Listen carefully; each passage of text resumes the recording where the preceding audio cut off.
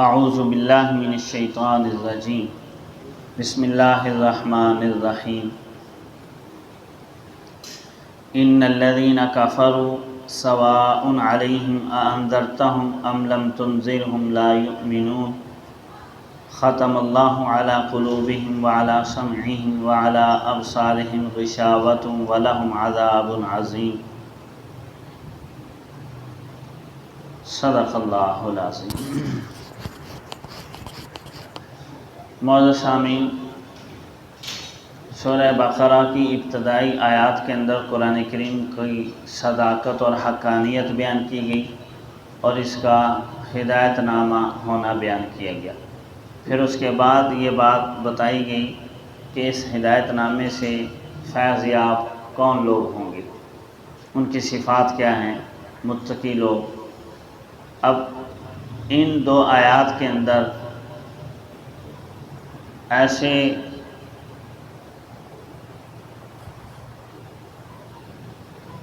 بدبختوں کا تذکرہ ہے کہ جو اس سے فیض یاب نہیں ہو سکیں اور سعادت مندی سے ہمیشہ ہمیشہ کے لیے محروم ہو جائیں گے۔ یہ وہ لوگ ہیں جو ہمیشہ حق کے مخالفت کرتے رہے، جانتے بوجھتے ضد اور عناد کے اوپر اڑے رہے، تو آہستہ آہستہ ان کے اندر قبول حق کی استعداد کمزور ہو جائے گی اور پھر دنیا سے اسی کفر کے اوپر جو ہے نا وہ زندگی گزارتے ہوئے چلے جائیں گے، حق قبول کرنے کی ان کو توفیق نہیں ہوگی۔ دو آیات میں ان کا تذکرہ ہے۔ فرمایا ان الذین کفروا، بے شک وہ لوگ جو کفر اختیار کیے ہوئے ہیں، سواء علیہم، ان کے حق کے اندر برابر ہے، انذرتہم ام لم تنذرہم، کہ آپ ان کو ڈرائیں یا نہ ڈرائیں، فہم لا یؤمنون، پس وہ ایمان نہیں لائیں گے۔ یعنی جو کفر پر اڑے ہوئے ہیں ضد اور عناد اور ہٹ درمی کی وجہ سے، اور انہوں نے حق کی طرف نہ غور کیا، نہ دیکھنے کے لیے تیار ہیں، نہ سوچنے کے لیے، نہ سمجھنے کے لیے، تو ان کی استعداد اس قدر خراب ہو چکی ہے کہ حضور علیہ السلام جیسے ہادی اعظم بھی ان کو سمجھائیں، عاقبت سے ڈرائیں، تو بھی ان کے حق کے اندر یہ چیز فائدہ مند نہیں ہوگی۔ کفر پر ہی ان کا خاتمہ ہوگا، وہ ایمان لانے والے نہیں۔ اللہ رب العزت یہ ان لوگوں کے متعلق خبر دے رہے ہیں جن کا اللہ کی ذات کو پتہ تھا کہ ان کا خاتمہ کفر کے اوپر ہونا ہے، بڑی توقع اور محنت کے باوجود بھی وہ ایمان لانے والے نہیں۔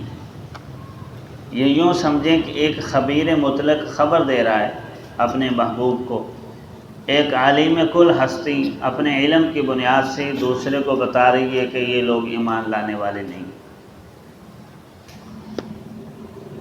تو اللہ رب العزت کے خبر دینے سے ہی، اللہ رب العزت کے بتانے سے ہی ان کا خاتمہ کفر پر نہیں ہوگا، بلکہ وہ کفر اختیار کیے ہوئے ہیں اور اس پر ڈٹے ہوئے ہیں، اس وجہ سے اللہ رب العزت خبر دے رہے ہیں کہ وہ ایمان نہیں لائیں۔ اس کو سادہ لفظوں میں سمجھ لیں کہ ایک ڈاکٹر یا معالج یا طبیب جب اپنے مریض کی حالت دیکھتا ہے اور اس کی بد پرہیزی دیکھتا ہے، تو اس کی بد پرہیزی اور بار بار کے اس کو پرہیز بتانے کے باوجود جب وہ پرہیز نہیں کرتا اور بد پرہیزی کے اوپر ہی تلا رہتا ہے، تو پھر طبیب حاذق اور معالج یہی کہتا ہے کہ یہ تندرست ہونے والا نہیں ہے۔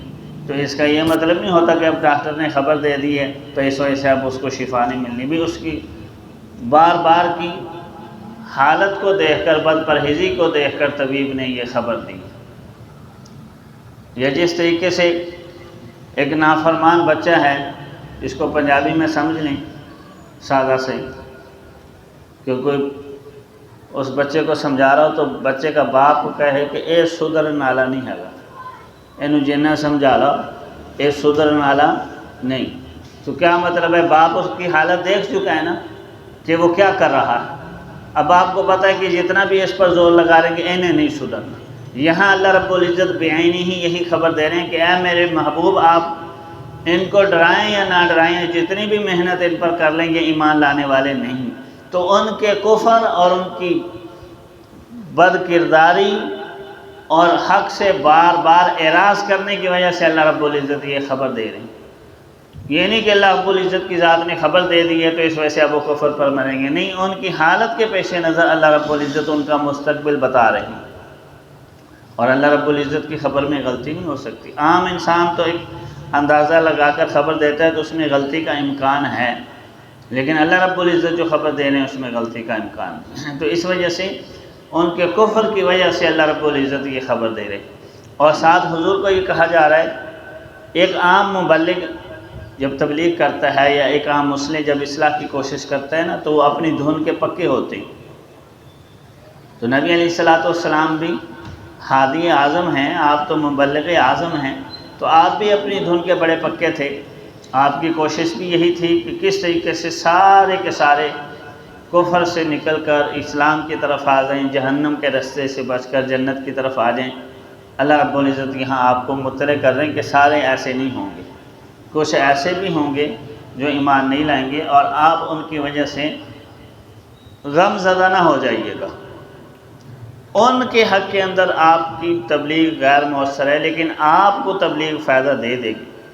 آپ کا جو اجر و ثواب ہے، آپ کی محنت کے اوپر اللہ رب العزت نے جو انعامات اور فیوز ربانی دینے ہیں وہ آپ کو ملیں گے۔ ان کے حق کے اندر یہ برابر ہے، لیکن آپ کے حق کے اندر آپ کی تبلیغ، آپ کی محنت اور آپ کی جو کوشش ہے اس کا اللہ رب العزت نتیجہ دیں گے، اجر و ثواب عطا کریں گے۔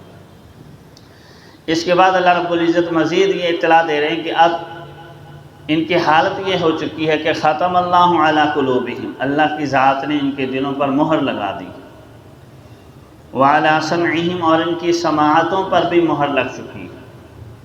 جب کسی چیز پر مہر لگ چکی ہوتی ہے نا تو اس کا مطلب یہ ہوتا ہے کہ جو چیز اندر ہے وہ اندر ہی رہے گی، وہ باہر نہیں آئے گی، اور باہر کی کوئی چیز اندر داخل نہیں ہوگی، یعنی اس کے اندر کمی بیشی نہیں ہو سکتی۔ اب ہمیں ان کے دلوں کے اندر کفر رچ بس چکا ہے، اب وہ باہر نہیں آئے گا اور باہر سے ایمان اندر نہیں جائے گا۔ اس طریقے سے مہر بند ہو چکے ہیں ان کے یہ سینے، ان کے دلوں پر اللہ کی ذات نے مہر لگا دیا، ان کی سماعتوں پر مہر لگ چکی ہے، وعلی ابصارہم غشاوہ، اور ان کی آنکھوں پر پردے پڑ چکے۔ آنکھوں پر مہر کا تذکرہ نہیں کیا، آنکھوں پر پردے کا تذکرہ کیا، کیونکہ آنکھ صرف سامنے کی طرف دیکھ سکتی ہے، تو بس پردہ آ جائے تو پیچھے تو دیکھ نہیں سکتی۔ دل اور کانوں کے لیے مہر کا لفظ استعمال کیا گیا ہے، وجہ اس کی یہی ہے کہ بس اوقات انسان نہ بھی سننا چاہے تو زبردستی کوئی چیز کانوں میں پڑ جاتی ہے، ارادہ نہیں ہوتا، انسان کسی اور کام سے جا رہا ہوتا ہے، کانوں میں کوئی آواز پڑ جاتی ہے تو اس کو فائدہ دے دیتی ہے۔ تو جب مہر زدہ ہوگی تو ہمیں ارادتاً بھی یا غیر ارادی طور پر بھی اب ان کی طرف حق نہیں آئے گا۔ اور دلوں پر بھی مہر لگانے کا یہی مطلب ہے کہ دل کے اندر بھی اب استعداد ختم ہو چکی ہے۔ دل سے مراد وہ لوتھڑا نہیں ہے جو انسان کے دل سینے کے اندر ہے، دل سے مراد وہ احساسات، وہ ادراکات، وہ عقل و شعور ہے، اور اسی احساسات اور ادراکات اور عقل و شعور میں دل تمام اعضاء کا مرکز ہے۔ حضور علیہ السلام کا فرمان ہے کہ انسان کے جسم کے اندر ایک لوتھڑا ہے، اذا صلحت صلح الجسد کلہ، جب وہ ٹھیک ہو جاتا ہے تو سارا جسم ٹھیک ہو جائے گا۔ تو وہ اصل جب وہ خراب ہو گیا تو فرمایا سارا جسم خراب ہو گیا، اور پھر فرمایا الا وہی القلب، وہ دل ہے۔ تو دل سے مراد وہ احساسات، ادراکات، اور اصل میں دل مرکز ہے، یہ انڈیکیشن دیتا ہے، پھر عقل سوچتی ہے اور پھر فیصلہ کرتی ہے۔ مثال کے طور پر آپ کو بھوک لگی ہے تو کوئی آپ کو کہے جی آئے کھانا کھائیں، تو آپ کا دل کرے گا ٹھیک ہے کھانا کھائیں، اور اگر آپ کو بھوک نہیں ہے اور آپ کو کوئی دعوت دے رہا ہے کہ آؤ کھانا کھائیں تو آپ کہتے ہیں میرا دل نہیں کرتا۔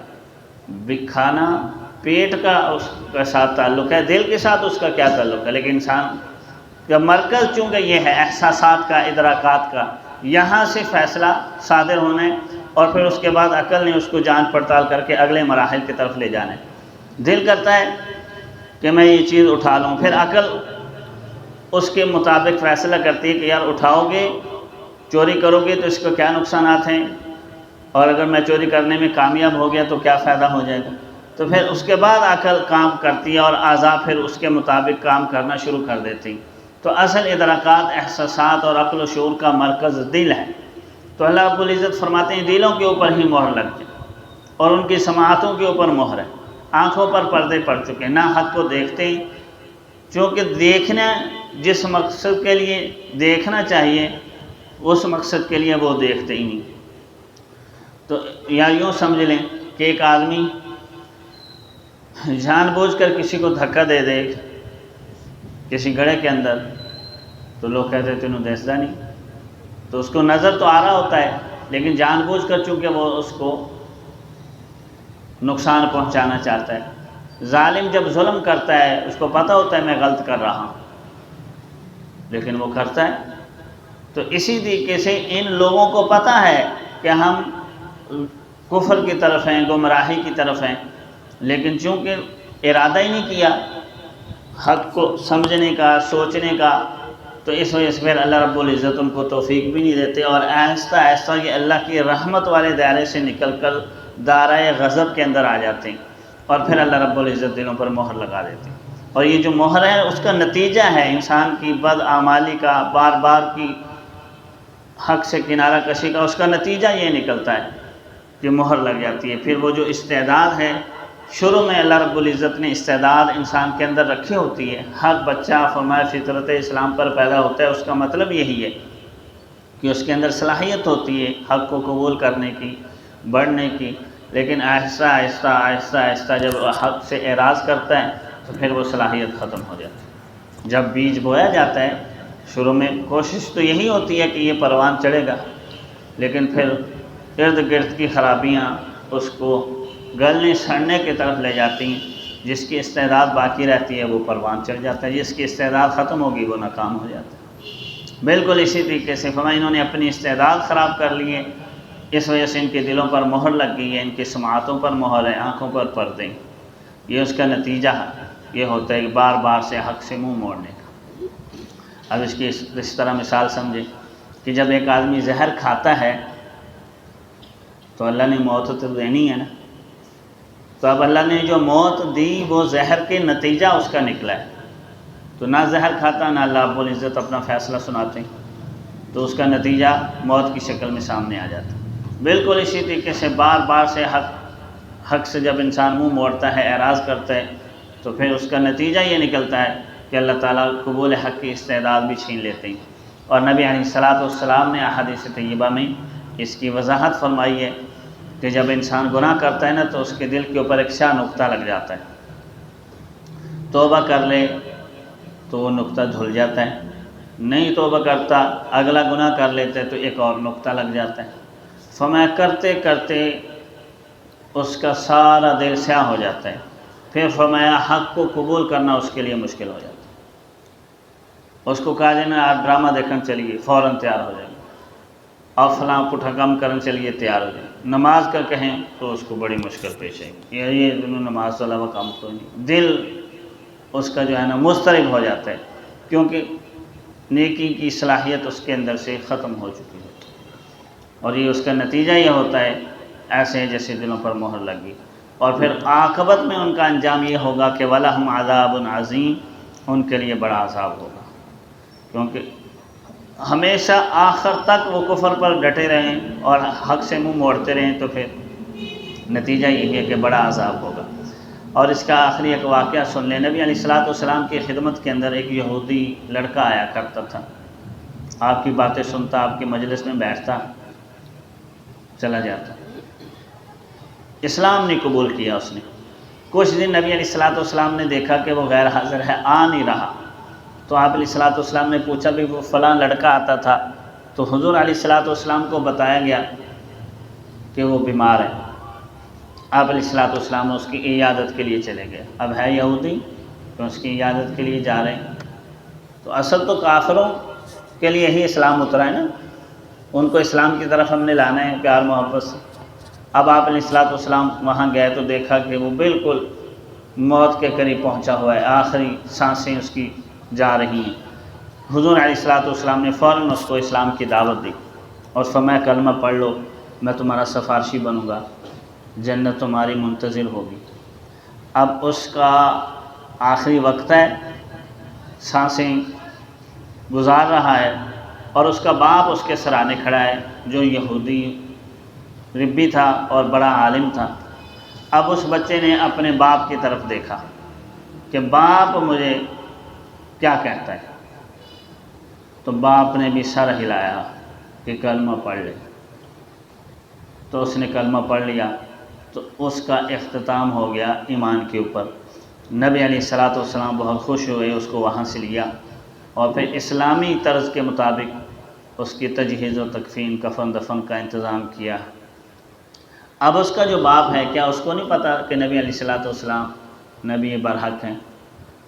بچے کو تو وہ کہہ رہے ہیں کہ کلمہ پڑھ لے، اور خود بہت بڑا عالم ہے، جانتا بھی ہے، اور دوسرے کو کہہ بھی رہا ہے لیکن خود قبول نہیں کر رہا۔